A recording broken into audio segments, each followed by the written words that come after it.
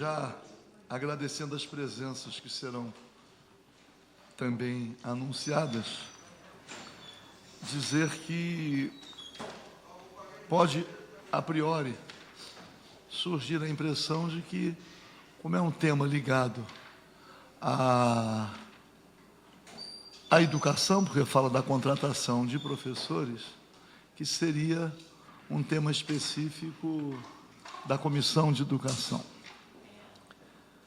Mas nós temos verificado que tem sido uma prática do governo, não apenas na Secretaria de Administração, como também em várias outras secretarias, encontrar mecanismos para a inobservância do concurso público.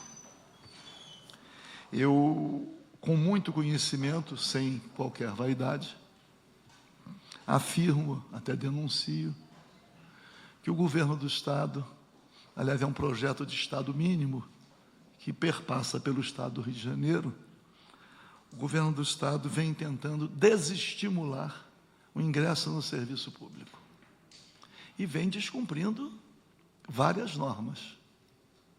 Uma delas, ligada à terceirização, é a opção por formas de contratação que se distanciem do concurso público.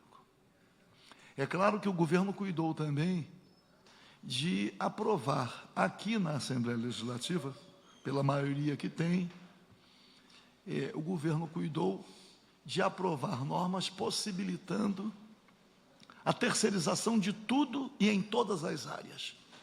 E vem acontecendo, mesmo em áreas que aparentemente seriam, né? Porque há uma discussão sobre as funções do Estado. Então, eu digo assim, na área da segurança pública, para me ater a uma em relação à qual, me parece, não pode haver nenhuma dúvida sobre a impossibilidade da terceirização. Mas vem terceirizando. E às vezes até viabilizando instrumentos, atropelando competência do Ministério Público, por exemplo. Eu digo assim, para dar, o que representa o Disque Denúncia? Como é que pode ser uma ONG privada, uma organização não governamental, recolhendo informações da sociedade sobre a investigação criminal? Então, para dar um exemplo, por outro lado, estamos verificando, agora a gente vem para cá de carro, está a Polícia Federal cumprindo mandados de prisão em relação ao fornecimento de alimentos para a administração pública. Assim, o Estado terceirizou a contratação. Não como é que se diz? A atividade fim. Então, merendeiras, cozinheiras vão vindo para a educação. Tudo pode ser contratado com a mediação de uma empresa.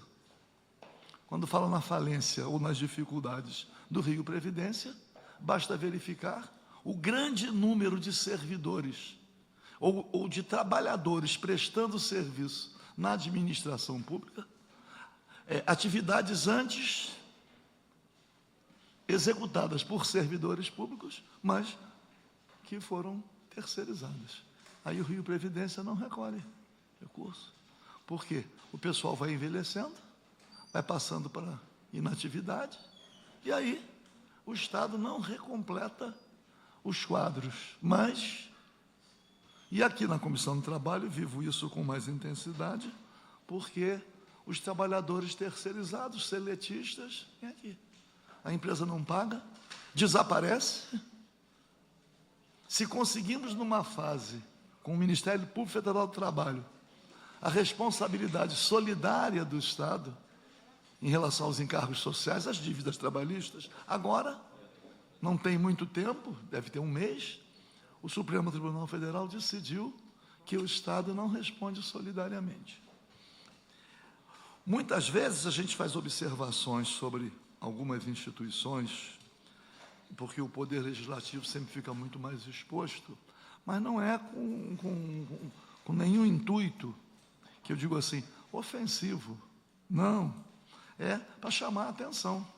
Quando foi criada a corregedoria, por exemplo, a ouvidoria, agora há pouco tempo, ano passado, do Ministério Público, eu tentei, na questão do Disque Denúncia, por exemplo, já tinha entrado até com uma representação do Ministério Público, mas a resposta que veio é que não feria a Constituição.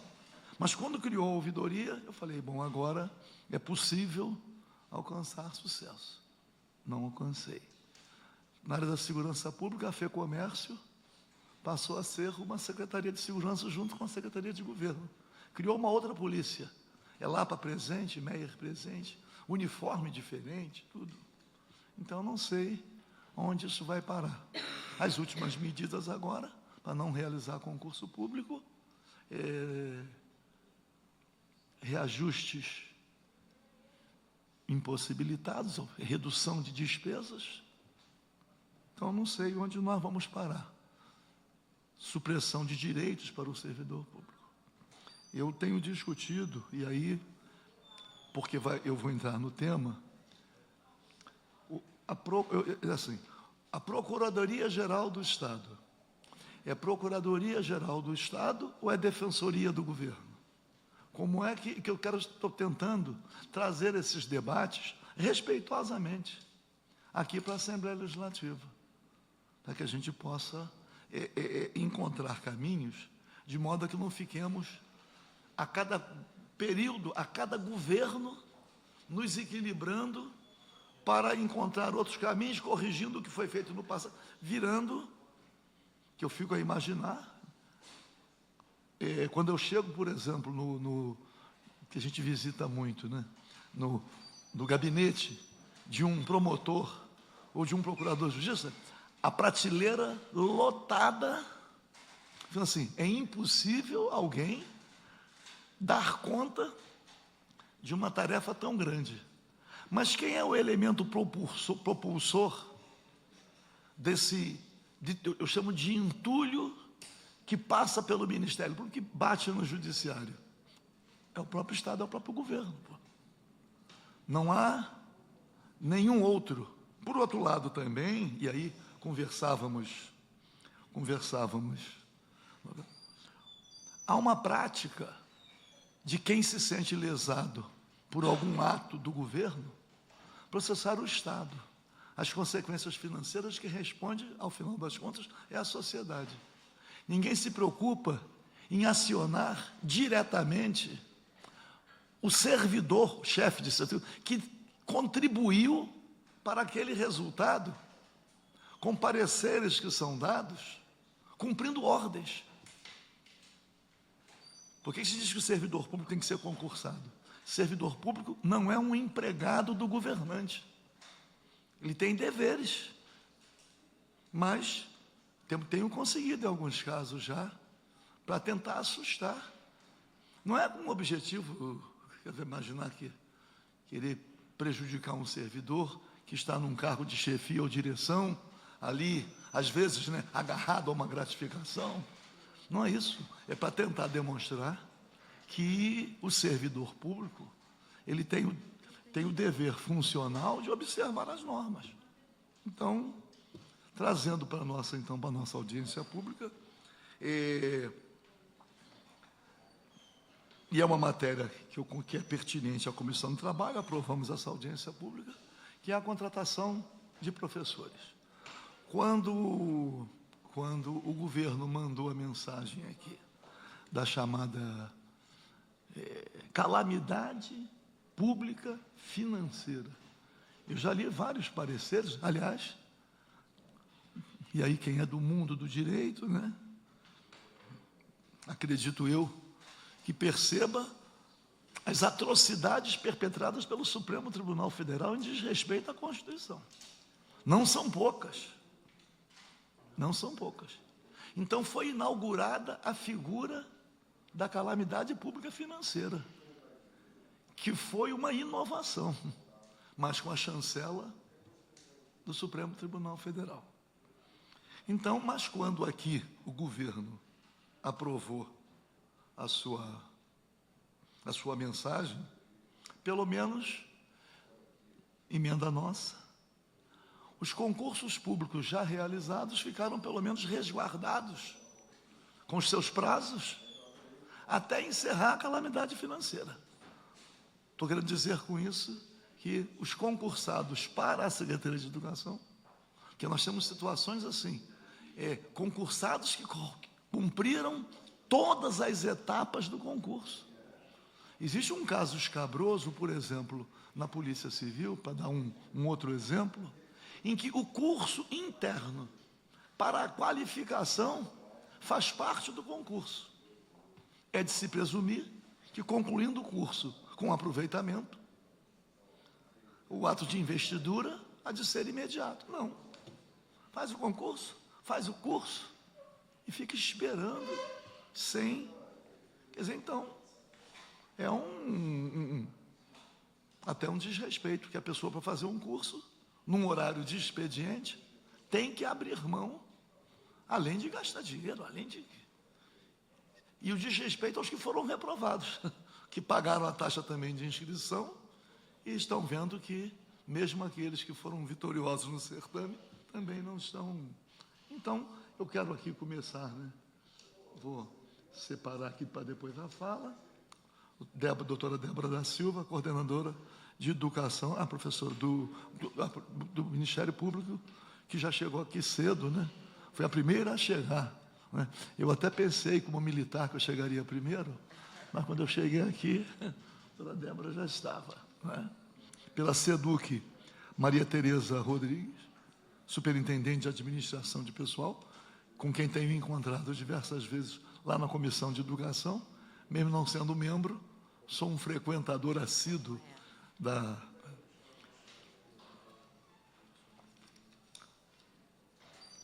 Edson, eu tenho que ler direitinho o nome, porque eu sei o nome, mas eu não posso vacilar, né?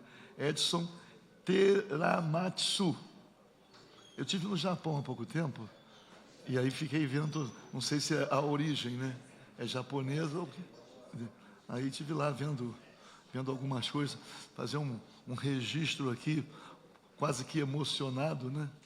Quando eu visitei a Universidade de Kyoto, fiquei lembrando das nossas universidades aqui, estaduais, pelo menos, né? Assim, a distância é tão grande, né? Ver a luta aí da UERJ, a luta, chega ali, presencia aquilo. Secretário de Gestão de Pessoas da Secretaria de Fazenda, está faltando aqui.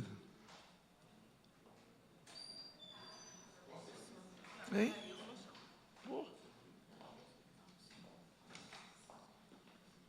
E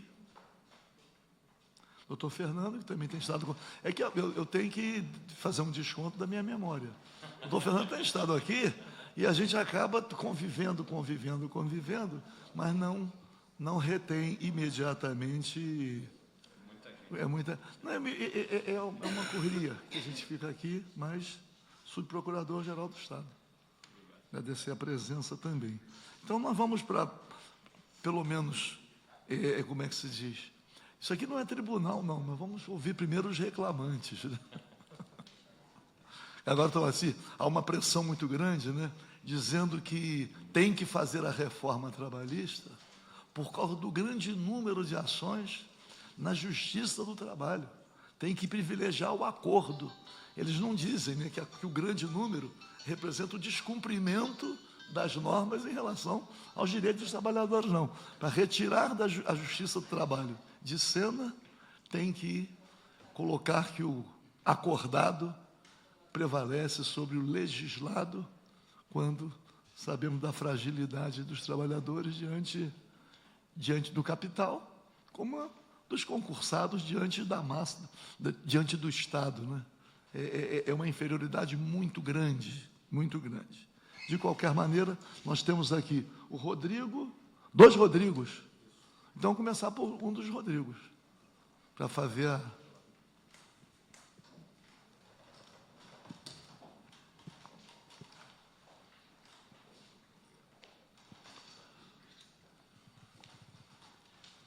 Primeiramente, bom dia, deputado Paulo Ramos, bom dia, representantes da CEDUC, procurador-geral, substituto, representante da Cefaz, entidades de classe, Ministério Público, amigos de luta, enfim. Bom, eu vou me focar em desconstruções, visto que a CEDUC vem construindo um paradigma jurídico e legislativo para embarrear as nossas nomeações, que são um direito, como o deputado bem frisou, né?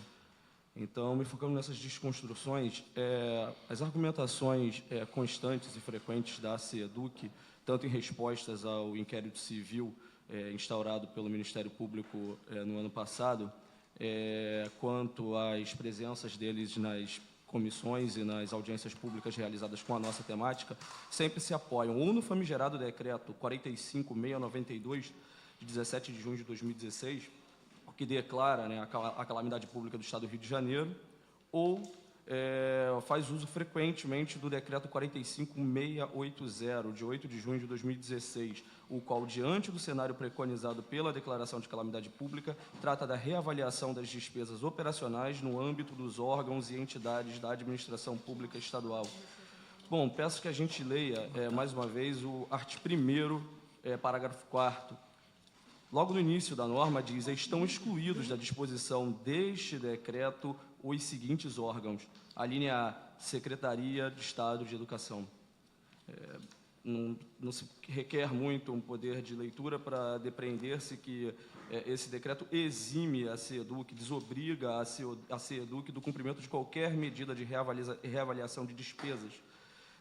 No caso dessa isso não seja por si só notado como uma incoerência, já que a CEDUC se apoia muito nessas legislações que eu citei, a gente pode incorrer também numa outra comprovação de que ela não está impedida pela suposta calamidade pública de nos convocar, ao lermos um trecho da deliberação da Comissão de Programação Financeira, a COPOF, apresentada pela Cefaz, aqui representada, em resposta ao ofício expedido pelo Ministério Público, que investiga, através do inquérito civil 19/16, a abrupta interrupção dos processos admissionais dos 923 professores, quase 1.000 professores convocados, eles responderam da seguinte forma: em reunião realizada em 26 de fevereiro de 2015, os membros dessa comissão, da COPOF, reuniram-se para analisar a solicitação da Secretaria de Estado de Educação de convocação de 3.000 professores aprovados em concurso público, dos quais 1.000 terão carga horária de 16 horas e 2.000 de 30 horas para suprir a necessidade de reposição ao longo do exercício.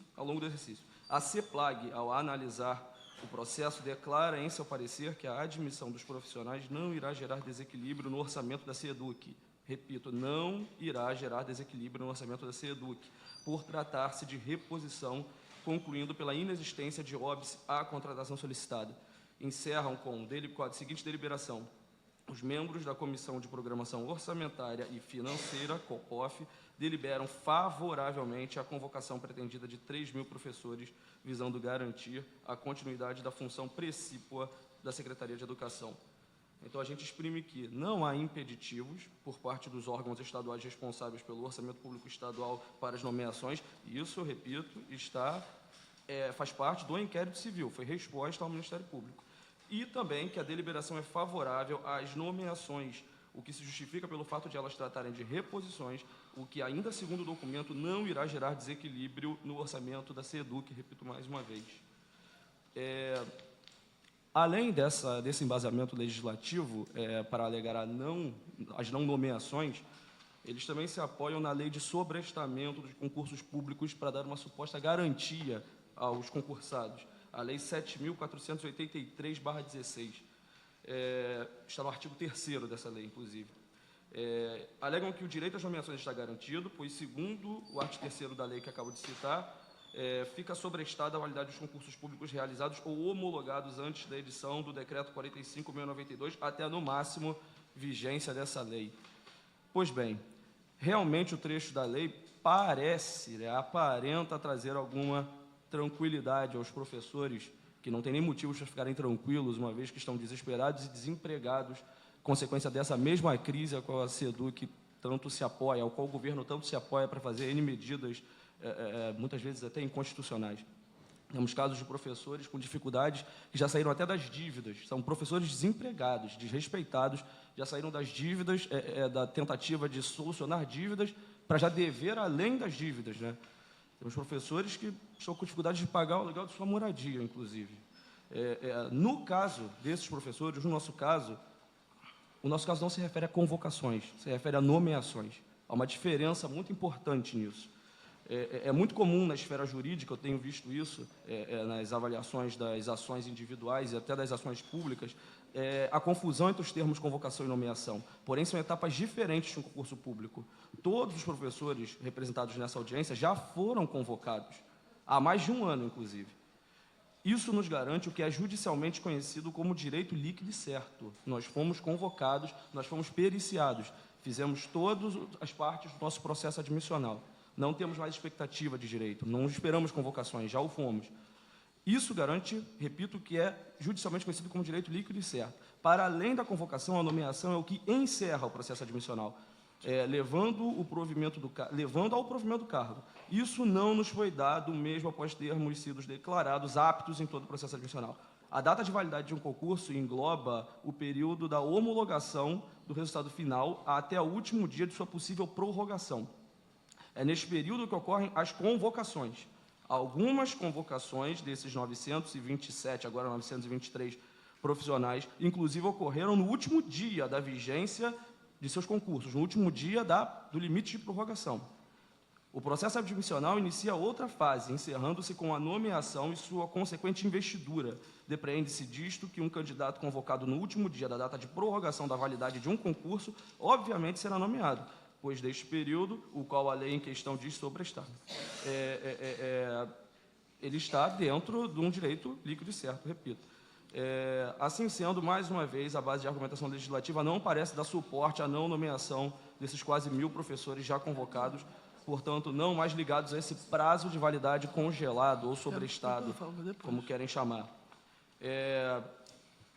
Além, mais uma vez, revertendo essa questão da crise em favor dos professores, em favor da sociedade e não em favor de quem o Estado vem beneficiando, a gente tem uma demanda bem mais alta de alunos esse ano.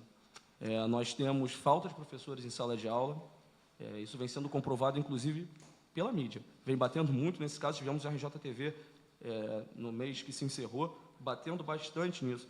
E, segundo matéria publicada pela Empresa Brasil de Comunicação, a EBC, esse aperto do orçamento que levou mais famílias a trocarem os filhos de escolas particulares para a rede pública estadual do Rio de Janeiro, não vem encontrando essa facilidade dita conseguida pelo remanejamento na rede pública pelo secretário Wagner Victor.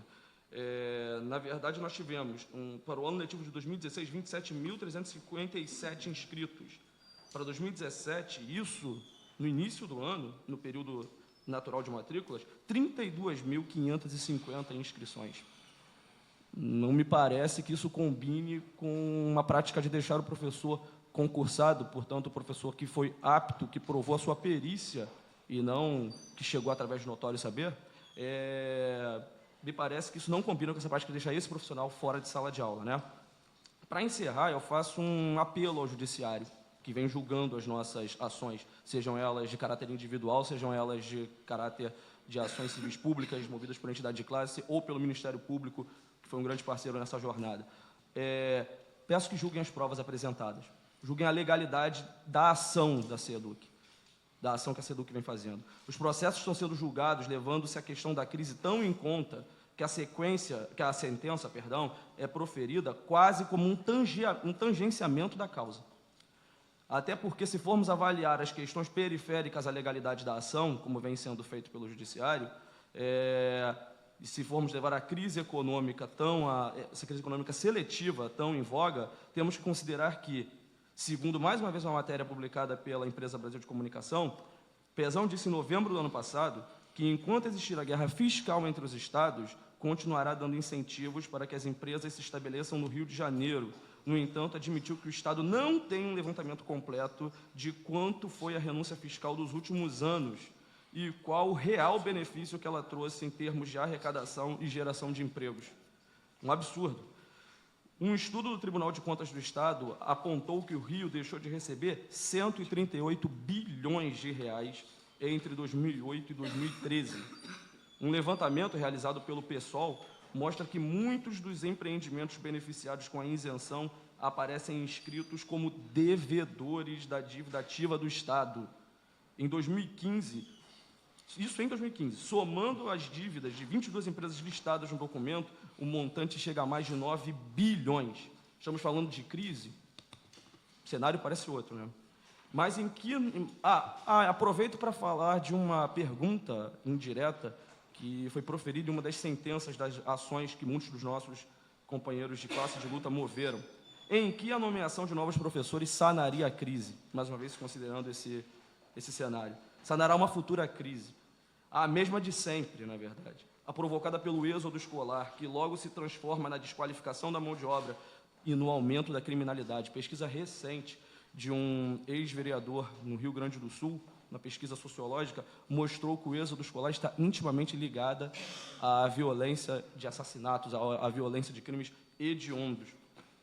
Acima de tudo, essa crise produz mais indivíduos sem conexão com caráter social, perpetuando uma cultura que se traduz em um pensar em si antes dos outros, que de degrau em degrau leva aos golpes, à busca incessante por mais, à propina, à manutenção dessa máquina de corrupção no qual esse país vem se transformando. Obrigado. O outro Rodrigo quer completar? Sim. Em primeiro lugar, está funcionando? Alô? Me permite somente anunciar, Sim. professora Alcione Lobo de Azevedo, Luciane, desculpe, aqui representando a UP Sindicato. Muito obrigado. Um abraço à nossa presidente. E também Márcio Barreto, aqui representando a nossa companheira deputada enfermeira Rejane. Bem. Sim. Ok. Bem, bom dia a todos e a todas. Eu me chamo Rodrigo da Silva Bittencourt, sou professor concursado da CEDUC, né? Em primeiro lugar, eu louvo a iniciativa aqui do colega Rodrigo, companheiro de luta, pela explicação perfeita que ele fez sobre o nosso caso. Eu vou acrescentar alguns pontos que são importantes à discussão em tela aqui. Bem, muito se tem dito, como ele explanou muito bem, a respeito de crise, né? E nós temos provas que são expostas na mídia, pelo Tribunal de Contas, pela Operação Lava Jato, que é de uma crise forjada e extremamente seletiva, né? É uma crise levantada por um grupo político que está no poder há mais de 10 anos e que querem que servidores, querem que a população pague. Nós temos um exemplo bem claro disso dentro da própria casa, dentro da própria Secretaria de Educação, que eu vou retomar aqui uma discussão que eu iniciei na Comissão de Educação em 15 de março, que o nosso ilustre secretário Wagner Victor, que deveria estar presente aqui, mas infelizmente não está, custa ao Tesouro Estadual R$41 mil por mês. Eu acho que não há o que se falar em crise, um profissional que nem é de educação está justamente à frente dessa pasta e custar um salário tão alto assim. Isso foi noticiado pelo Jornal o Globo em 3 de junho, quem quiser consultar. Mais adiante, eu fiz uma pesquisa e achei uma matéria do Jornal o Globo em 22 de outubro, que fala sobre o aumento de aposentadorias de professores na Secretaria Estadual de Educação, levando em conta que a nossa contratação ela está em prol de uma reposição de quadros, não simplesmente um aumento de quadros, mas sim uma reposição. E nessa matéria, que foi publicada em outubro do ano passado pelo Jornal o Globo, aponta que para cada um professor novo, né, um novo estatutário, há 26 aposentados. E a Secretaria de Educação, mesmo assim, não promove a investidura, né, a investidura da posse de todos os concursados que estão aguardando. Bem, é bom lembrar que este grupo é bastante heterogêneo, um grupo de 923 professores das mais variadas disciplinas de todas as regionais que compõem a Secretaria Estadual de Educação. E como o companheiro Rodrigo comentou aqui muito bem, não se trata simplesmente de convocação, que eu percebo que até mesmo no meio jurídico é muito comum confundir realmente a convocação com a nomeação. Todos os profissionais que são citados como objeto desta audiência pública já foram devidamente convocados, passando por todo o processo admissional, custearam seus exames médicos, não foi o governo do Estado que custeou, custearam passagem, alguns vieram de outras cidades para o centro do Rio de Janeiro, para que pudessem apresentar esses exames e ser assim habilitado pelo médico que deveria validar ou não a perícia médica do candidato, e mesmo assim não houve o devido provimento destas vagas, né? Tanto que houve a necessidade em promover esta audiência pública para discutir este caso. Além disso, eu também destaco uma matéria da Folha Dirigida, de 17 de junho, onde o governador interino, o senhor Francisco Dornelles, na época governador em exercício, ele frisou, isso está documentado na internet, e na edição, não, edição impressa não, porque foi em vídeo, mas somente na internet, onde ele assegura a um entrevistador, salvo engano, um jornalista da própria Folha Dirigida, onde ele pergunta se os concursos em andamento seriam afetados. Isso, na época, para quem não lembra, foi quando todos fomos surpreendidos com um decreto de calamidade pública, onde começou a deixar o Rio à margem de um estado de exceção, né? E ali ele assegurou que os concursos em andamento não seriam afetados, né? E vimos aqui que não valeu a pena acreditar no governo do PMDB, né? Porque estamos aqui, mais uma vez, cobrando algo que nós já deveríamos estar com a situação devidamente regularizada. Mas, enfim, lutaremos até o fim para poder resolver esta questão. Após esses fatos que eu expus aqui, eu gostaria de lembrar a respeito da legislação. Para ser mais preciso, eu não vou aqui falar do decreto de calamidade, porque já foi dito numa discussão na Comissão de Educação, nem na legitimação da calamidade pública no âmbito da administração financeira, através de projeto de lei em novembro do ano passado, porque nós nos enquadramos em todas as exceções, e isso já foi exposto, mesmo assim, o governo do Estado não promoveu a investidura dos profissionais. Então, eu vou me acostar, neste momento, ao projeto de lei complementar 343/17, conhecido como Plano de Recuperação Fiscal dos Estados, onde, mais uma vez, nos enquadramos na exceção, por se tratar de reposição de quadros, e também na LRF, a Lei de Responsabilidade Fiscal, em seu artigo 22, que fala sobre a condição no qual o ente federativo ele excede 95% do limite, onde há algumas medidas que vedam, né? Na verdade, veda algumas medidas do ente federativo para que ele não possa, digamos que, negligenciar ainda mais a Lei de Responsabilidade Fiscal. Em sua linha 4ª, diz o seguinte: para provimento de cargo público, admissão, contratação de pessoal, a qualquer título, ressalvada a reposição decorrente de aposentadoria ou falecimento de servidores das áreas de educação, saúde e segurança. Ou seja, mais uma vez, nós nos enquadramos também na Lei de Responsabilidade Fiscal, já nos enquadrávamos na lei que regulou o estado de calamidade pública e também na Lei Complementar 343/17, que é a Lei de Recuperação Fiscal dos Estados. Em relação à contratação de temporários, que é o que precariza bastante a relação profissional, né, e até mesmo desestimula novos interessados em participar de certames da administração pública, no momento, eu percebo que em diversos processos, a Procuradoria-Geral do Estado, certamente com orientação da Secretaria de Educação, vem usando nas defesas de inúmeros processos que o governo do Estado vem sofrendo sobre este caso e casos similares, que não há temporários em 2017. Vale lembrar que nós estamos cobrando isso, vindo a LERJ, levando o caso à imprensa, judicializando demanda, desde 2016. Em 2016, havia, sim, temporários. Eu cito aqui os processos administrativos, que são de livre consulta no site do Proderj, o E03/001/3528/2016 e o E03/001/8355/2015, que visava a renovação e contratação de professores temporários. Em 2016, isso aconteceu. Em 2017, por enquanto, isso não aconteceu. Porém, através do decreto governamental de número 45.971, de 31 de março deste ano, publicado no Diário Oficial em 3 de abril deste ano, o Poder Executivo permitiu que a Secretaria de Educação renovasse 525 contratos temporários de professores, os quais exercerão a mesma função que a nossa, né? Parece um absurdo, né? Não, de fato é um absurdo, não parece, isso é um absurdo.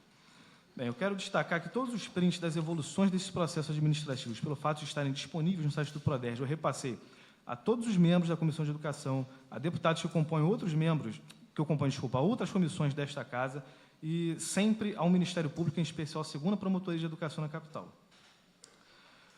Bem, outra edição do Diário Oficial que nos chamou a atenção, que eu fiz questão de anotar, já levantei isso aqui na Comissão de Educação e vou levantar novamente aqui, Na edição de 14 de setembro, né, do Diário Oficial, não, desculpa, 19 de setembro, entre as páginas 14 a 30, há uma relação numerosa de professores temporários que foram contratados ou tiveram seus contratos renovados em 2016.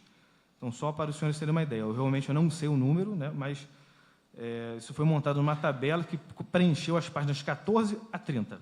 E na página 14, onde há uma legenda colocada pela Secretaria de Educação, eu destaco o número 3 dessa legenda, só lembrando, isso foi publicado em 19 de setembro do ano passado. Vaga real em disciplina a município para a qual já foi efetivada a convocação de candidato concursado, que se encontra em processo admissional. Bem, isso aduz a ideia aos leitores do Diário Oficial que aquilo está acontecendo, pelo menos naqueles onde tiveram o número 3, a sua devida marcação, que isso vem acontecendo porque o processo admissional não foi concluído. Eu acredito que aduz a essa ideia, ou seja, ele levou meses para que pudesse publicar isso e ainda aduz uma ideia extremamente equivocada para tentar falsificar uma informação, passar uma ideia equivocada à população fluminense, né? Vale lembrar que a última convocação regular, ou seja, salvo aquelas via judicial, aconteceu em 27 de abril do ano passado, ou seja, de lá para cá, todos os empossamentos só aconteceram via judicial, ou seja, através de mandado de segurança, ações civis públicas e processos desse tipo, dessa natureza. Eu acho que o maior absurdo em relação à contratação de temporários é uma violação claríssima à Lei Estadual 6.901, que, aliás, foi homologada em 2014, já na gestão do atual governador, ou seja, descumprindo uma lei que ele mesmo homologou. Entre os diversos pontos infracionais, em face ao que o governo do Estado vem praticando, em especial a Secretaria de Educação, eu destaco a linha 5ª do artigo 1º, onde diz que, desde que não haja candidatos aprovados em concurso público aptos à nomeação, fica na duração dos contratos limitada ao provimento dos cargos mediante concurso público, ou seja, algo que poderia legitimar a contratação dos temporários, o que, de maneira clarividente, não aconteceu. Outro ponto que eu destaco, para não estender muito a minha fala, na linha 5ª deste mesmo artigo, diz o seguinte: serão adotadas, após a contratação, as providências necessárias à realização do concurso público para provimento dos cargos, o que claramente isso também não aconteceu. Eu também ressalto, fora a legislação, que durante a discussão na Comissão de Educação, em 15 de março deste ano, foram feitos uma série de questionamentos através de deputados que compuseram o colegiado naquela oportunidade, e nenhum questionamento aparentemente foi respondido, porque nós cobramos reiteradamente a todos eles e nenhum deles se manifestou. Inclusive, no dia 4 de abril, o presidente atual da Comissão Permanente de Educação, o deputado Conte Bittencourt, que eu não vejo presente, embora eu tenha visto que ele também é membro desse colegiado, emitiu o ofício 036/2017, o qual eu não posso afirmar, mas eu acredito que também não foi respondido porque ele não se manifestou. Isso foi cobrado por mim e por dezenas de colegas, reiteradamente, em rede social, em e-mail. Nós vamos cobrar, inclusive, após essa audiência, indo ao gabinete dele, e não houve qualquer manifestação na parte dele, né? Então, eu presumo que também não foi respondido. Um ponto que eu ia comentar, que foi muito bem já iniciado pelo deputado Pelô Ramos, é em relação ao quadro deficitário do Rio Previdência, né? Levando em conta a contratação de temporários, a defasagem do Rio Previdência há de continuar, porque eles não colaboram com o Rio Previdência, enquanto os servidores estatutários colaboram e, de certa maneira, ajudariam a diminuir, né, o déficit no Rio Previdência. Temos visto no noticiário, como o colega Rodrigo comentou, também aqui o encerramento de turmas, turnos e colégios na rede estadual da Secretaria Estadual de Educação, isso em todas as regionais, sob a responsabilidade, sob a jurisprudência da Secretaria Estadual de Educação, o que configura claramente uma violação de direitos, levando em conta já a participação do Ministério Público e da Defensoria Pública de maneira a investigar esse projeto de Estado mínimo, ou até mesmo de Estado zero, que podemos ver, né, negando a educação pública aos populares, em especial à população mais carente. Porém, de maneira muito estranha, em diversos veículos de comunicação, inclusive na imprensa da Alerj, eu vou destacar uma notícia que diz o seguinte, abro aspas, A SEDUC abriu mais de 295 mil vagas em 2017, ou seja, a SEDUC alardeava, né, como uma maneira, de repente, de vangloriar a atual gestão, de que estava recebendo uma demanda recorde, pelo que parece, né, de alunos, porém, eu até mesmo quando vi naquela oportunidade, se foi no início do ano, acredito que demais colegas também tiveram a mesma impressão, que, cara, e agora iria, né, que naquela oportunidade, acho que agora haverá o provimento das vagas para que possam atender essa demanda. Porém, isso não aconteceu. Ou seja, então é uma matemática aí que realmente eu gostaria de entender, né?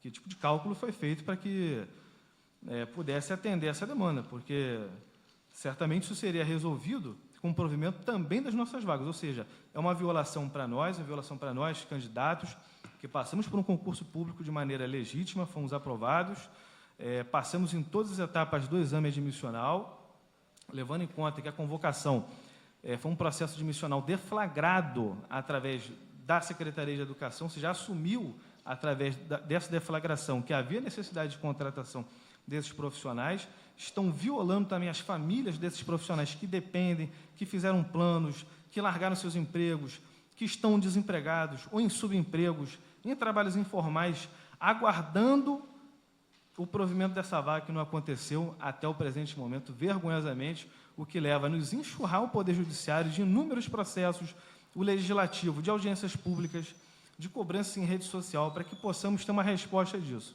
Então, é uma situação assim, muito constrangedora que nós passamos, e também a falta de profissionais de educação aptos em concurso público a prestar o serviço educacional a esses alunos, em especial de baixa renda, vulnerável sociofinanceiramente, né, e as suas famílias, que também contam com o nosso trabalho educacional. Por fim, eu quero agradecer a presença aqui das representações sindicais, deputados, em especial o deputado Paulo Ramos, por ter promovido esta audiência pública, e espero que tenhamos uma solução com antes, né, e que não haja necessidade de manter judicialização de demandas, que possamos encerrar essa violação de direitos neste momento, que a Secretaria de Educação possa responder aos questionamentos que foram formulados lá em 15 de março, que aparentemente não foram respondidos, isso segundo a Comissão de Educação, e eu gostaria que, então, respondesse os questionamentos que fossem formulados, agora já acumulando, os questionamentos serão formulados nesta audiência pública. Então, por hora só, obrigado. A gente percebe que, além de professor, se transforma também num grande advogado, porque eles procuram conhecer a legislação toda para a fundamentação também do pleito. Eu vou passar a palavra para a representante da Secretaria de Educação, mas só quero contar rapidamente, a SEDAI uma vez fez um concurso, e foi uma luta aqui para chamar os aprovados, mas uma luta muito grande. Levou 2, 3 anos para que a SEDAI tomasse a seguinte iniciativa, mandasse: vamos chamar então os 192 primeiros aprovados. Foi a decisão. Aí mandou uma carta.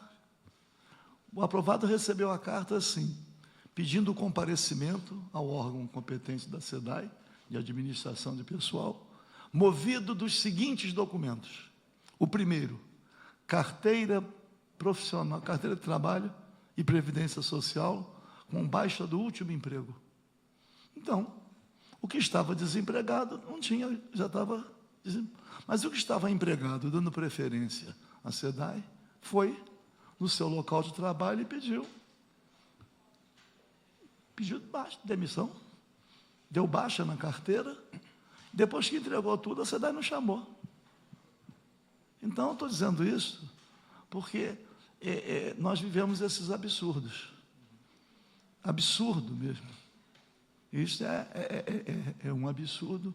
Eu conheço um absurdo igual. Antigamente, para transferir telefone, tinha que apresentar as 3 últimas contas. E aí, uma pessoa foi...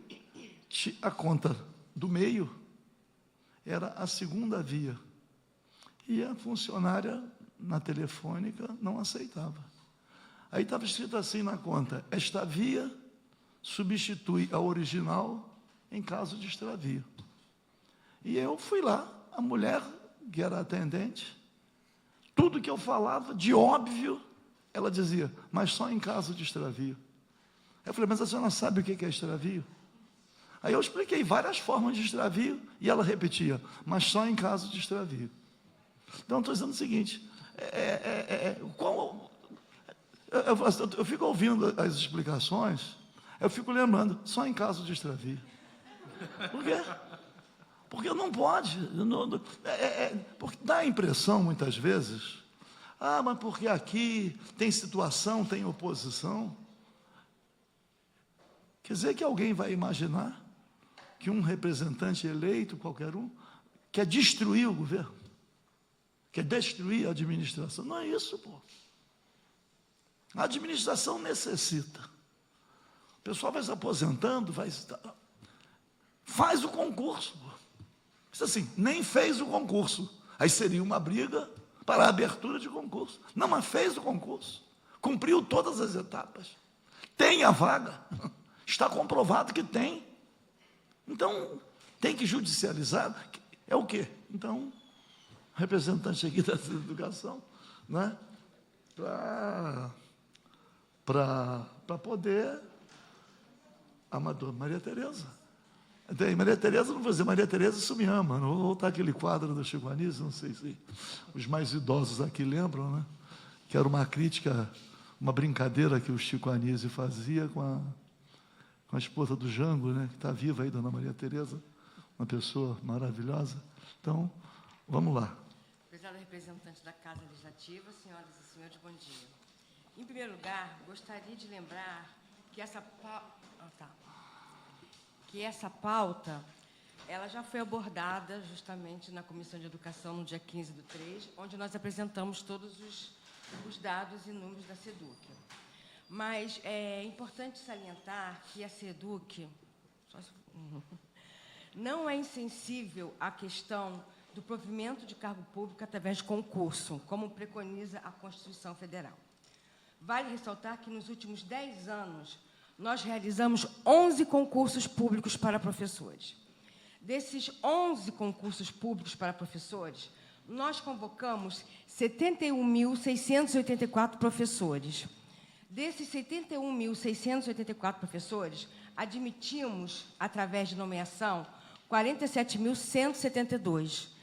E o nosso último concurso para professor foi em 2014. Então, a SEDUC, ela vem, ao longo dos anos, tentando suprir a carência dos seus professores efetivamente através de concurso público. O nosso percentual de contrato temporário é ínfimo em relação a qualquer outro estado do Brasil. Nós temos hoje 12 contratos renovados, 2 renovados e 10 novos contratos de professores indígenas. Não existe mais nenhum contrato na Secretaria de Educação atualmente. Os 402 que estão autorizados pelo decreto 45.971, de 30 de março de 2017, eles ainda não estão em exercício, porque só entrarão em exercício após comprovada a carência e a inexistência de professor efetivo. A Secretaria de Educação ela está fazendo uma reestruturação na rede. Nós tivemos, no ano de 2016, uma greve muito longa. Então, o nosso ano letivo de 2016, ele terminou em março de 2017, e nós ainda estamos fazendo a reestruturação do ano de 2017. Então, nós temos ainda professores excedentes, e a gente só vai fazer a prorrogação desses contratos caso comprovada a inexistência de professor efetivo. Em relação aos concursos vigentes, nós ainda temos 4 concursos vigentes, tá? Sendo que o de 2014, ele expira agora em junho, e nós já providenciamos a prorrogação dele por mais 2 anos. Em relação às nomeações, vale ressaltar, como já foi colocado pelo senhor ali, pelo Rodrigo, que a Lei 7.483, de 2016, ela realmente estende o prazo dos concursos que estão homologados. Então, a Secretaria de Educação ela tem um prazo para efetivar essas nomeações, mas a gente só pode fazer a partir do momento em que a gente esteja com a nossa rede reestruturada, onde a gente realmente perceba a necessidade e a alocação correta desse professor. Nós temos que ter a responsabilidade hoje desse professor, não só do seu ingresso, mas também da sua permanência durante os 25, se for mulher, ou 30 anos de efetivo exercício dentro daquela rede. Então, é preciso que a nossa rede esteja organizada para receber esse professor de forma segura. Tá? Então, no momento, é isso que nós temos que colocar. Em 2016, nós tivemos 1.600 contratos. Este ano, nós reduzimos e, atualmente, a SEDUC só tem contrato com professor indígena. Deixa eu somente... Quando nós ouvimos, estamos fazendo uma espécie de reestruturação, dá a impressão que a administração está começando. Mas a administração é continuada. Porque e a realização de concurso tem que ser verdadeiramente uma rotina. Pô. As administrações que são consideradas exitosas, elas já têm uma previsão do tempo de serviço de cada um, quando é que vai... Mas esse ano de 2017, ele está sendo muito atípico, tendo em vista realmente a situação da greve. A gente teve o planejamento do ano de 2017 muito em cima, o que acarretou situações diferenciadas que não ocorreram nos outros anos. Então, realmente, a gente está ainda adequando turmas, realocando professores, para que a gente realmente possa, então, estar efetuando a nomeação daqueles que se considerarem realmente necessários. Bom, eu não vou também tentar monopolizar o debate, aguardo para ouvir as outras manifestações, mas não me parece não ser justo atribuir a greve, porque a criminalização da greve vai se dando de diversas formas. Ao contrário. Mas impacta ao contrário, muito. quando uma greve... Aliás, a greve foi considerada inicialmente, né, porque tudo vai para o Supremo Tribunal Federal agora. E eu me lembro, né, como tudo do Rio de Janeiro cai nas mãos do ministro Luiz Fux, não é isso? Eu até fiz uma adjetivação um pouco pejorativa há tempos atrás, não vou reproduzi-la, não é? Porque o ministro Luiz Fux teve um comportamento inicial e depois modificou completamente. Ele primeiro disse que a greve era um direito, que não podia cortar o ponto. Então, passado um tempo, ele alterou completamente a mesma posição. Mas eu digo o seguinte, o fato de ter a necessidade de complementar o ano letivo, me parece que não altera a avaliação do número necessário de professores. Porque o ano letivo, resguardados aqueles que foram para a aposentadoria, ao contrário, ainda exigiria... por causa da matrícula, da renovação de matrícula, do ajuste da rede, tá? E o ano letivo só terminou em março. Não. Então, agora que a gente está começando realmente a reestruturar e verificar aqueles que estão sobrando para alocar. Então, a gente saber Ele leu ali que nós temos. O Diário Oficial da Alerj também se transformou um pouco, né, de órgão de propaganda do governo do Estado. Aliás, já até fiz objeções a isso, entendendo que o Diário Oficial não pode cumprir esse papel de ser um órgão de propaganda do governo do Estado. Mas ele lembrou aqui, a procura maior, quer dizer. De qualquer maneira... como ele fundamentou nos aspectos jurídicos, vou ouvir só o procurador, subprocurador, doutor Fernando, do Estado. Por quê? Porque existe uma explicação que a gente sempre ouve, né, que é muito mais do meio militar, né? Explica, mas não justifica. E às vezes não explica. E eu não quero ser descortês. As coisas não casam. Porque o esvaziamento dos quadros vai se dando naturalmente por circunstâncias da vida. Diz assim, desistiu da profissão, pediu exoneração, morreu, aposentou. Isso é uma rotina. É uma rotina que faz com que, com o passar do tempo, haja a necessidade da contratação. e não o contrário. Pô. De qualquer maneira, como houve uma fundamentação jurídica que me pareceu também muito abalizada, né? Que também a Procuradoria sofre. Que quando tem o ajuizamento, quem representa o Estado é a Procuradoria. E aí também chega ali, eu estava dizendo no Ministério Público, cheguei lá no Ministério Público outro dia, aqui na rua, na Nilo Peçanha, de repente chega o funcionário com um carrinho, aquela pilha de processos. Aqui na Procuradoria, há uma reprodução disso, que a Procuradoria que representa o Estado. Então, tudo isso engessa a máquina pública, pô. Fica com uma espécie de manobra diversionista, desvia a atenção para outras situações que a própria administração não deveria, é que tem o dever mesmo de evitar.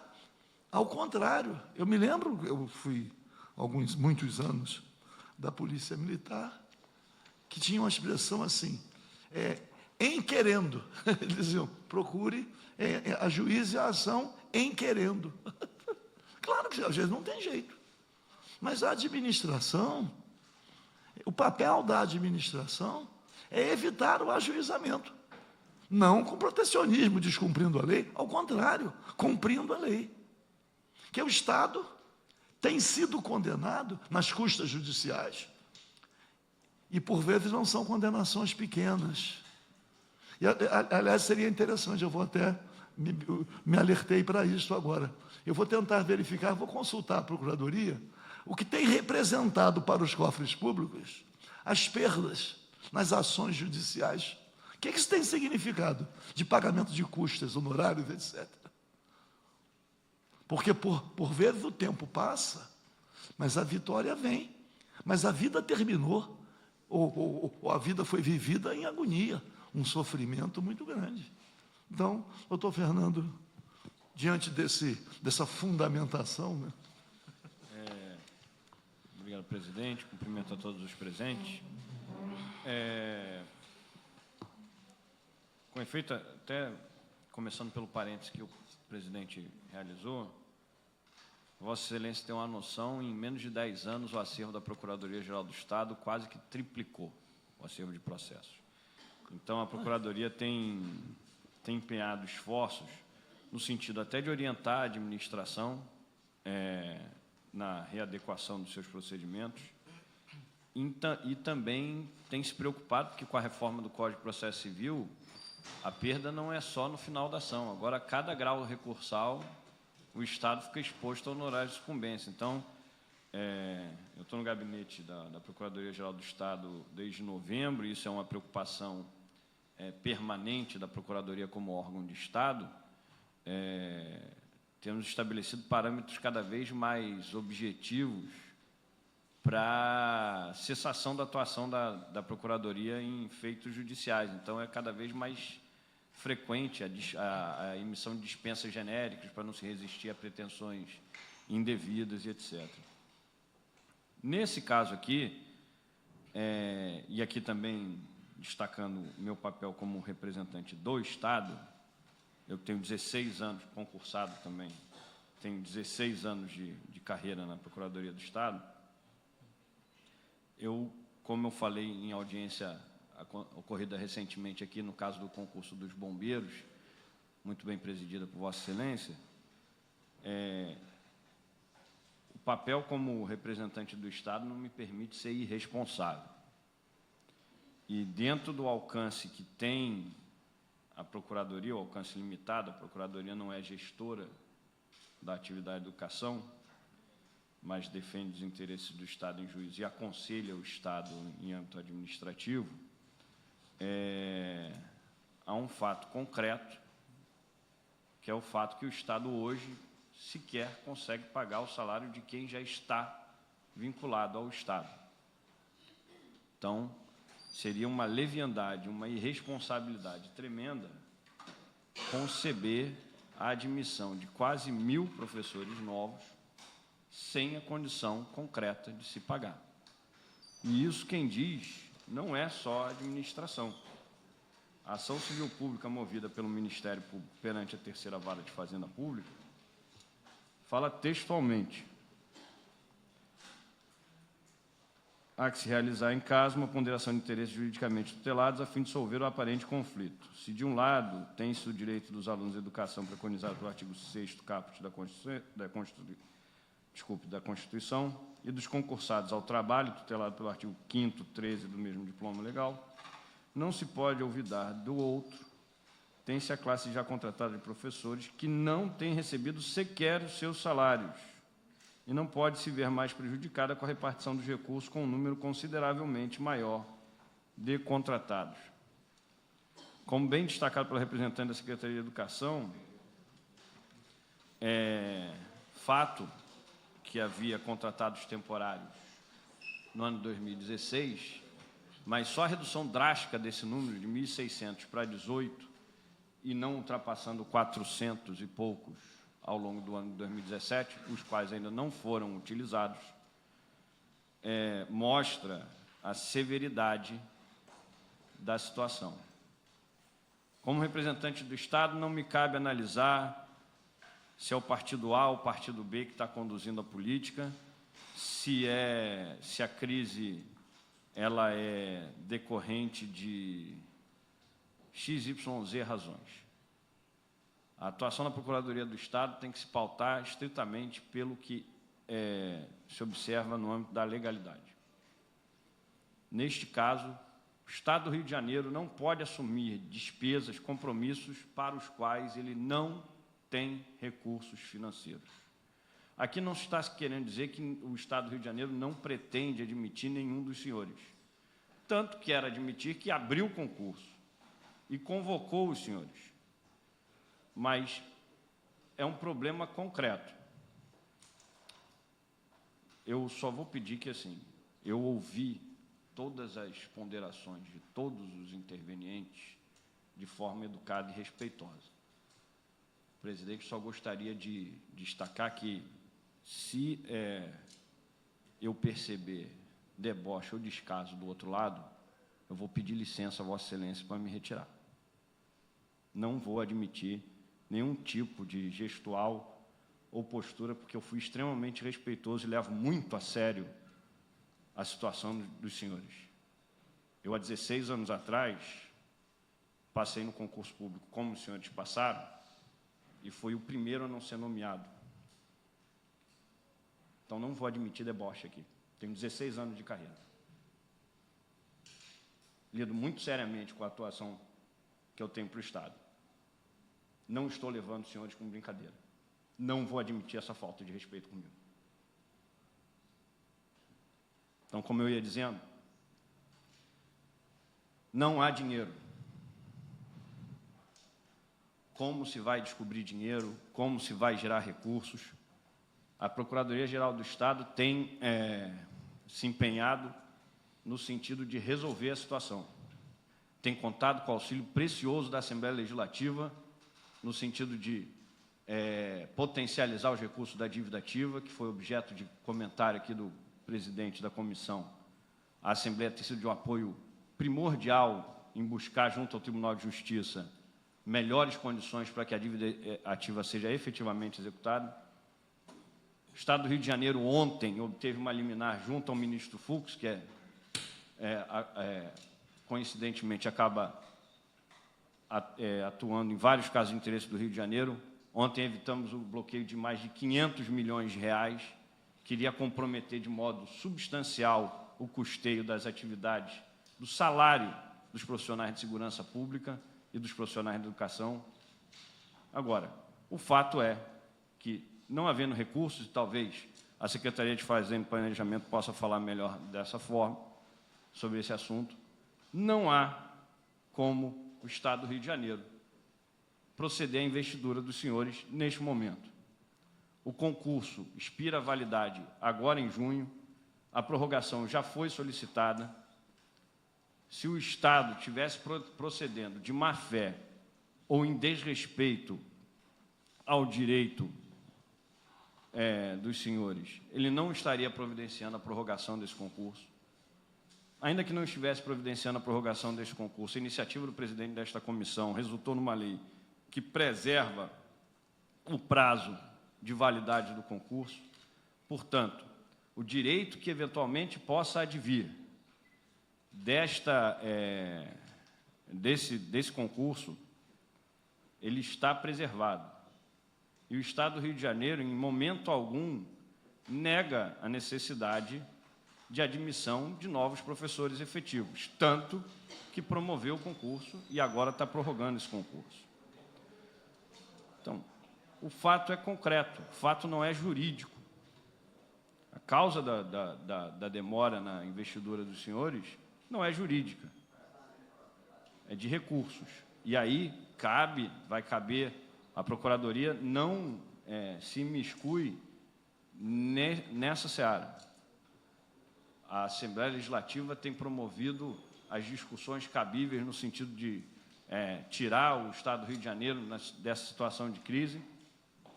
Essas audiências públicas são importantes para sensibilizar a administração. Cada vez que um representante da administração vem aqui, volta sentindo claramente, eu acho que esse é meu papel como servidor público, vir aqui e me expor à situação dos senhores, porque eu já estive nessa situação. Mas não posso tratar irresponsavelmente. Eu tenho feito todos os dissídios, como subprocurador-geral do Estado, tenho feito todos os dissídios de greve dos servidores estatutários junto ao Tribunal de Justiça. Em todos, eu fiquei na situação desconfortável de não poder oferecer nada, a não ser o compromisso de se buscar uma solução após a reestruturação fiscal do Estado. Eu, como vários outros servidores, sofro também com a incerteza do pagamento, da estabilidade financeira do Estado. Então, objetivamente, o Estado não nega a necessidade de recrutamento, senão não teria convocado o concurso. O Estado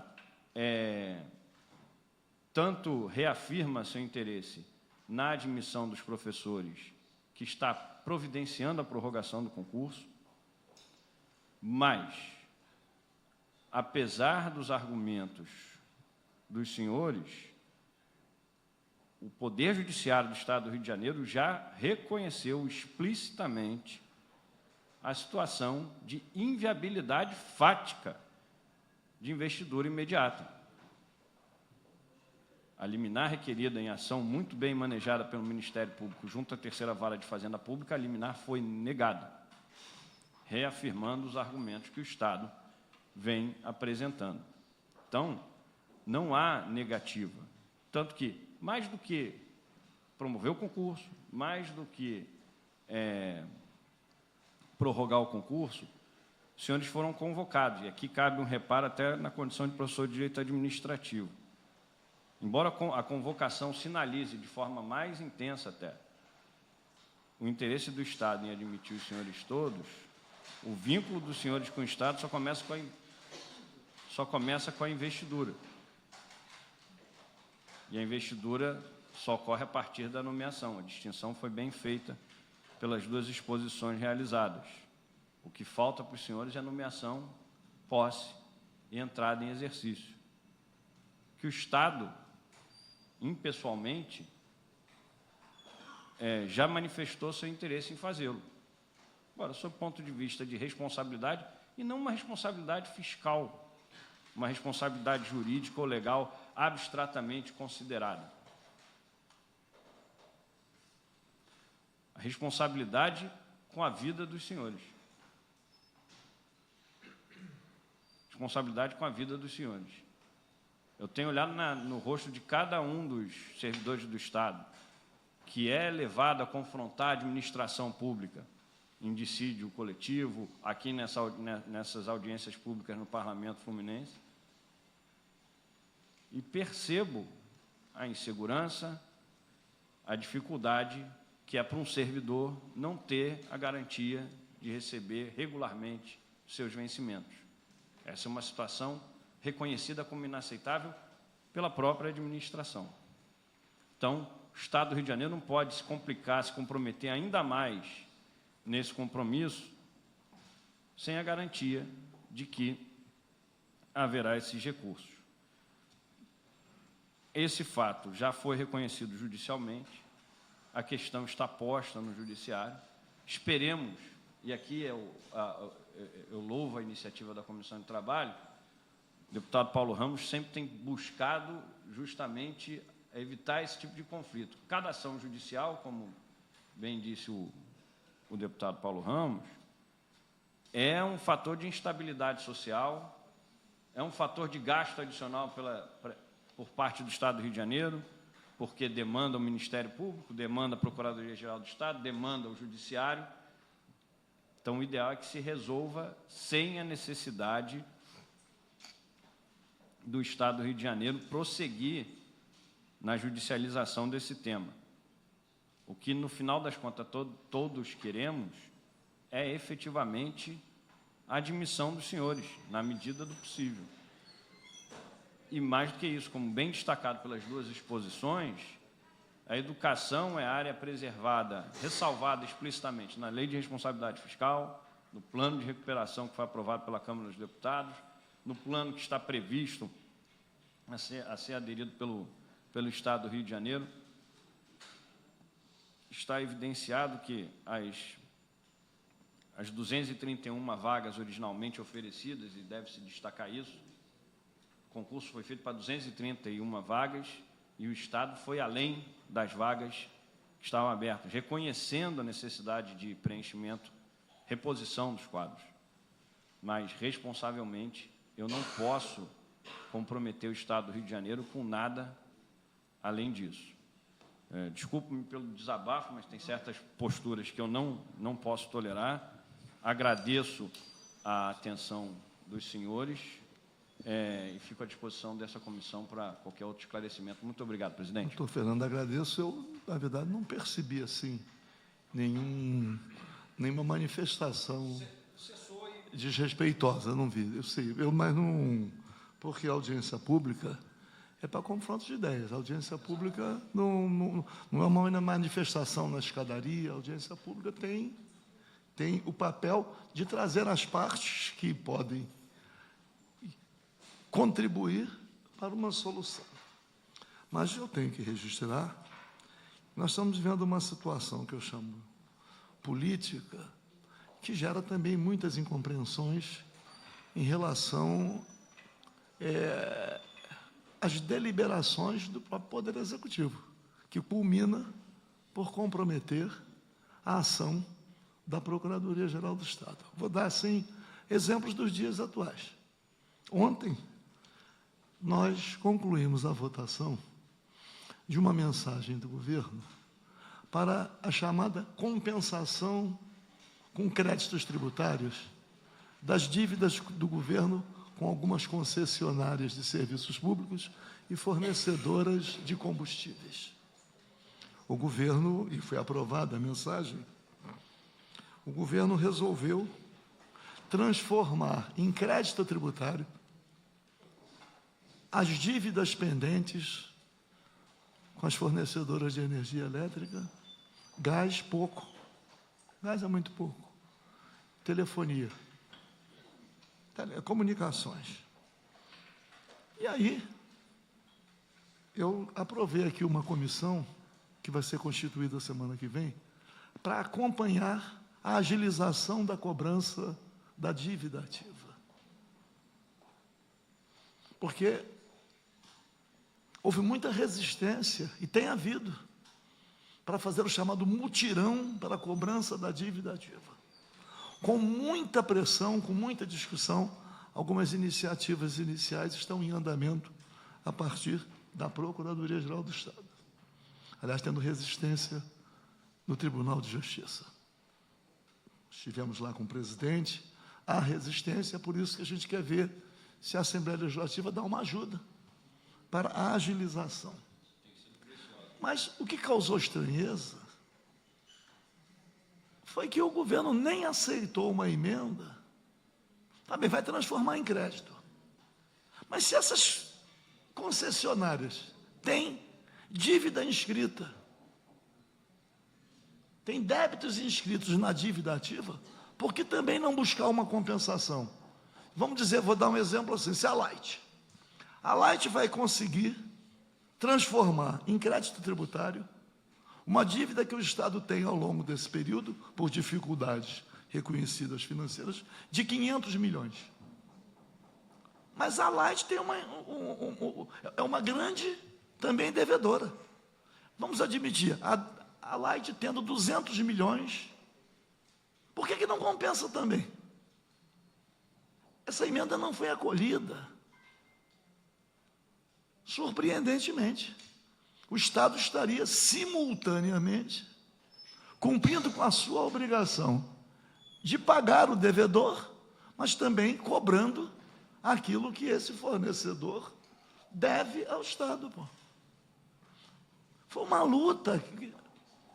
E o pior é que não houve acolhimento dessa sugestão, emenda apresentada, para ter esse equilíbrio. Nós estamos aqui tentando investigar os incentivos fiscais, que é óbvio, ninguém em sã consciência pode ser contra o incentivo para trazer empreendimentos, investimentos, tal, geração de empregos. Mas existe uma diferença entre incentivo fiscal e favor fiscal, pô. E nós encontramos aí uma relação grande de favores fiscais escandalosos, pô, que o Poder Executivo deferiu. Sem falar a sonegação. A sonegação de impostos no Rio de Janeiro, ICMS, é muito grande. Pô. A gente está tentando investigar a sonegação. E são esses chamados grandes contribuintes, que não são contribuintes, são recolhedores, que quem paga é o consumidor. Eles resistem a uma investigação e têm força política para impedir. Mas eu quero registrar, por último, nós estamos vivendo uma situação interessante aqui no Poder Legislativo. Tem uma mensagem do governo que estabelece limites para o aumento de gastos. Vem ao encontro da sua intervenção. Não tem recurso, não pode. Mas de onde está vindo a resistência para que haja um controle no aumento de gastos enquanto perdurar o estado de calamidade financeira? Está vindo do Tribunal de Justiça, do Ministério Público, da Defensoria Pública, dos órgãos que têm alguma independência, que têm a chamada autonomia, a briga pelos duodécimos, os arrestos. Então, eu não sei, ao mesmo tempo em que há esse argumento de que não tem dinheiro para pagar e não pode admitir que já não está tendo dinheiro para pagar, aqueles que estão. Então, tá bem, então como é que vai admitir mais? Mas tudo isso é medida administrativa. A administração não pode deixar, ainda mais fazendo propaganda da procura que aumentou. É claro que tem que ter um equilíbrio, é que nós não podemos, dizer assim, então não vamos gastar um tostão em nada, vamos congelar rigorosamente tudo. Não pode, pô. É preciso ter uma avaliação de que, vou concluir, algumas prioridades devem ser consideradas, pô. E não pode haver, quando fala assim, né? Quais são as prioridades? Quais são as repercussões? As repercussões são grandes, pô. A evasão é grande, pô. E por que a evasão? Para privilegiar, aí o desgraçado paga imposto, ainda tem que pagar a escola particular, ou deixar o filho fora da escola. Como é que tem que ter um equilíbrio? Mas a gente vai percebendo que as decisões, elas contemplam quem tem força política e acarretam uma tragédia para aqueles que ficam, aí tem que vir aqui, pô. Então, eu estou dizendo que não há uma coerência. Não há uma coerência. Eu ontem fiquei assustado mesmo, mas não pode haver essa compensação, pô. Agora, inclusive, com o levantamento, que a Procuradoria fez a relação, não sei se quantos 1.200, não sei quantos foram qual foi o número exato dos maiores devedores, para tentar, na agilização, perseguir aqueles que podem. E o pior, que essas concessionárias são lucrativas. Pô. Eu peguei o balanço da Light e da Ampla, remetendo para o exterior ainda lucros, pô, quando tem sócio estrangeiro. Então, será que o Estado, não, já que é uma concessão pública, não poderia, ao contrário, vocês aguardem um pouco, que na medida que compensa, vai deixar de receber impostos. Pô. Deixa de receber, porque está pagando as suas despesas através dos tributos, mas privilegiando ou dando prioridade a concessionárias de serviços públicos, que o serviço é público, e monopólio. Olha aí. Assim, monopólio só público, não pode ter monopólio privado. Monopólio. Não tem outra alternativa, não tem como adquirir de outro. Mas lucrativos, pô. Já que vocês são lucrativos, vocês podem esperar mais, mas não. Eu ontem fiquei assustado mesmo, falei, poxa, será que não... Imaginei que fossem acolher imediatamente, até para dar um instrumento à Procuradoria. No momento da agilização da cobrança, chamar, aqui nós vamos pagar as dívidas, mas de luz, mas esse débito aqui, nós temos que considerar também, pô.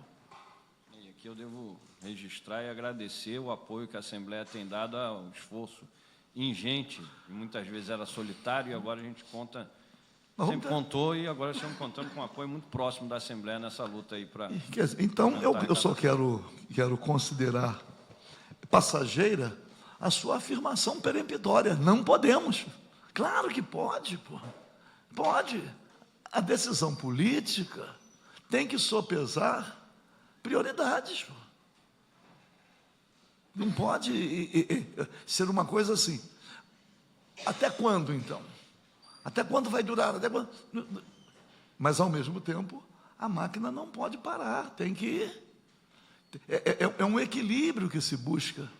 E, na questão da educação, pelos demais reflexos, pô, na sociedade, que não precisa recuperar aqui. Então, tem a questão da greve, mas as paralisações nas comunidades, as escolas deixam de funcionar pelas questões de segurança. Como é que compensa? Como é que é feita a compensação das aulas perdidas? O comércio fecha. Mas não é só educar a escola que não funciona, o posto de saúde não abre, as pessoas não podem sair de casa para trabalhar. Nós estamos vivendo um quadro difícil, mas não pode... Uma ponderação, né? A afirmação peremptória de que não pode. Essa afirmação peremptória de que não pode se distancia de uma realidade, mas, ao mesmo tempo, de uma necessidade. Aí eu queria ouvir o representante da Fazenda, né? Porque, depois do Jaguar, vou te dar outra oportunidade. Por quê, doutor Edson? Porque como é que se diz? É um conjunto. A administração, com aqueles que têm a responsabilidade na arrecadação.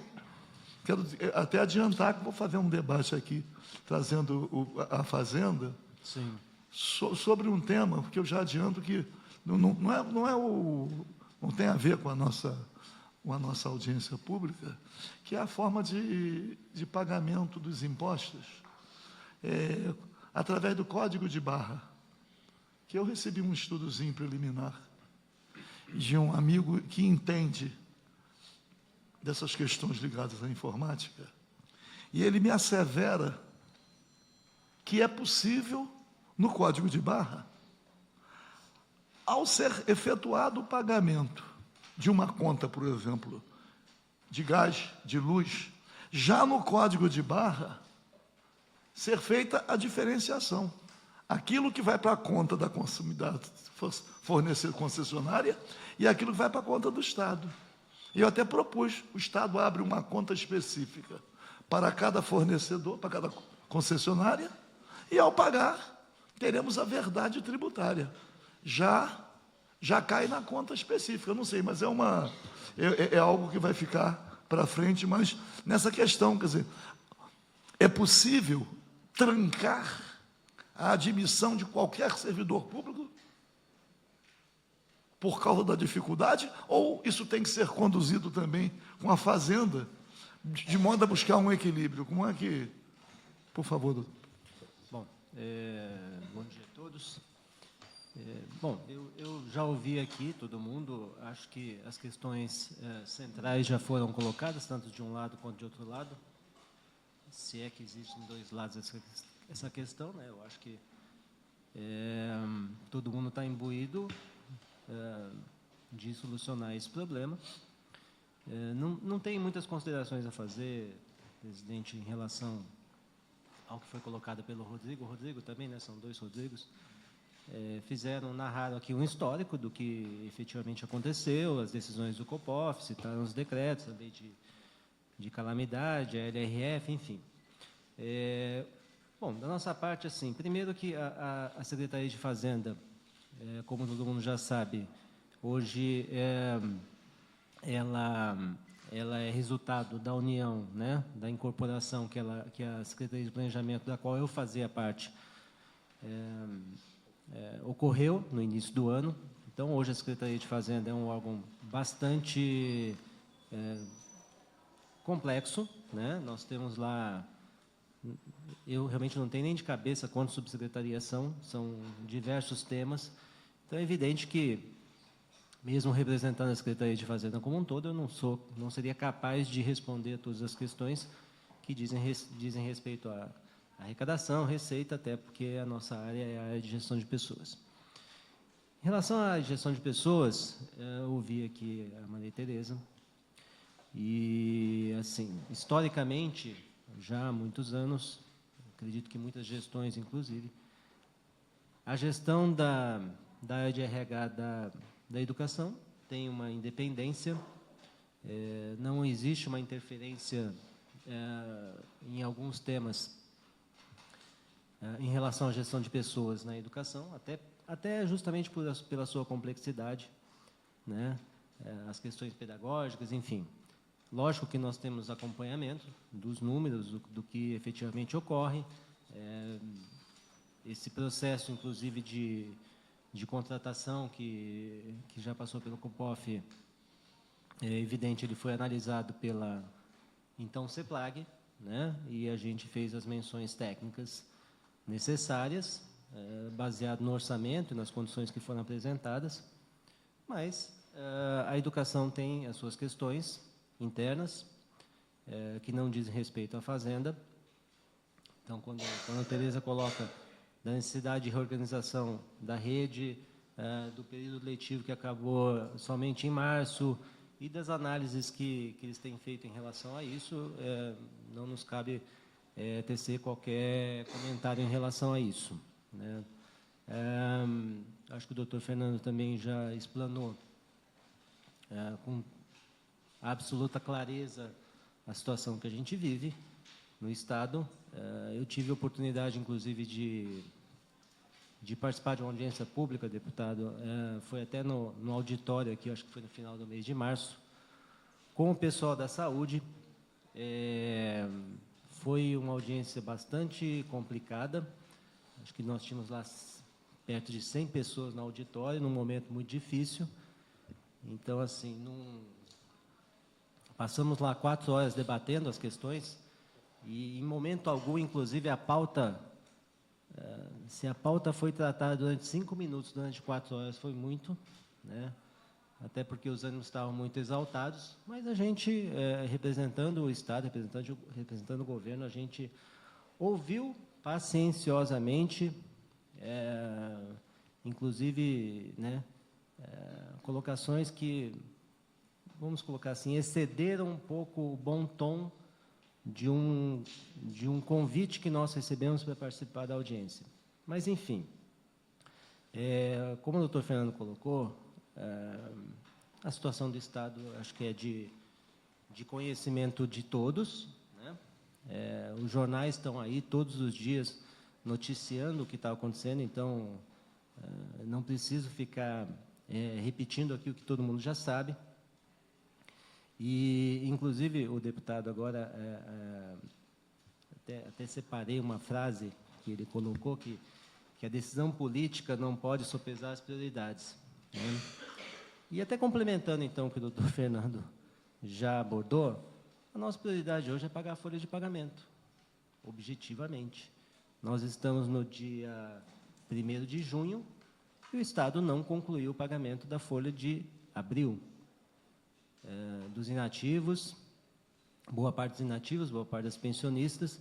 Então, não existe outro caminho para a gente, nesse momento, a não ser buscar meios, recursos para a gente fazer o pagamento da folha de abril, para colocar o pagamento do 13º de 2016 em dia, algo que também é um volume considerável de recursos.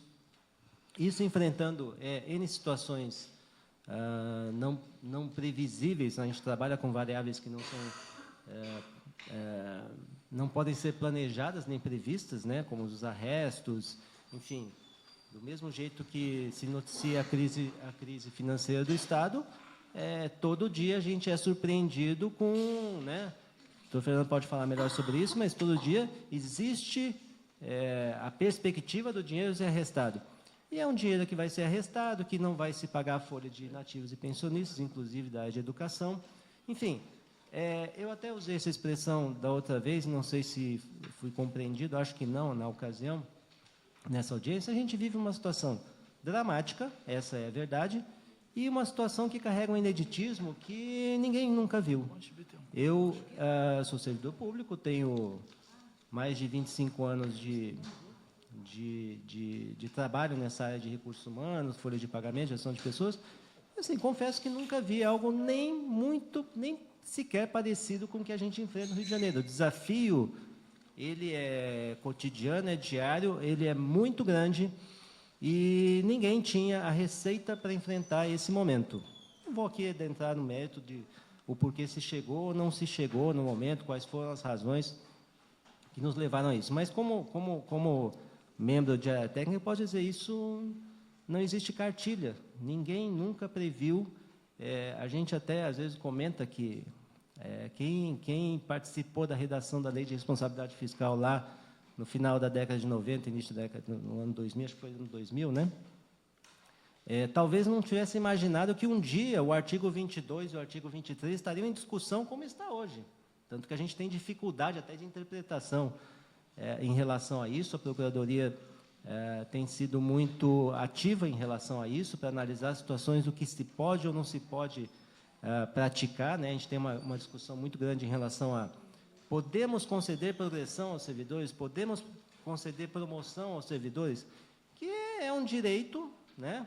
E aí começa uma discussão sobre se o direito é líquido e certo, se é subjetivo, enfim. Por quê? Porque nunca, em tempo algum, nós participamos e imaginávamos que a gente fosse chegar nesse momento. Então, quando o doutor Fernando coloca a questão das nomeações, e vocês já bem colocaram em relação à lei de calamidade financeira, a gente não pode esquecer que, se não houvesse, se hoje nós não tivéssemos essa lei de calamidade financeira, talvez a nossa discussão estaria além do artigo 22, nós já estaríamos na discussão do artigo 23, que prevê, inclusive, a exoneração de servidores, primeiro os servidores não estáveis, depois os servidores estáveis. E qualquer projeção que se faça dos números do Estado, não precisa ser nem as mais aprofundadas, em que o Estado, ao ultrapassar os 100% previsto na Lei de Responsabilidade Fiscal em relação às despesas de pessoal,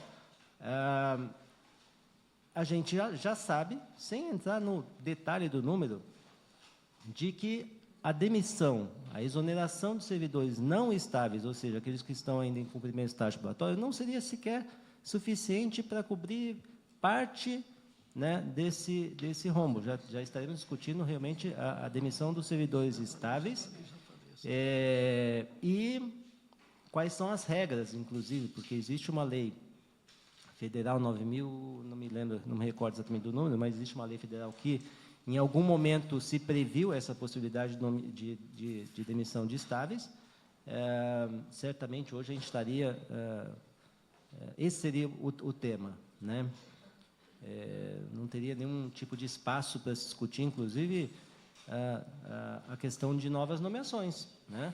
Muito embora a própria Procuradoria já tenha se manifestado nesse respeito, a esse respeito, ao analisar o artigo 22, que fala sobre a ressalva sim, na área de segurança, saúde e educação, a ressalva, lógico, não é a obrigatoriedade né, de, em determinadas situações, você poder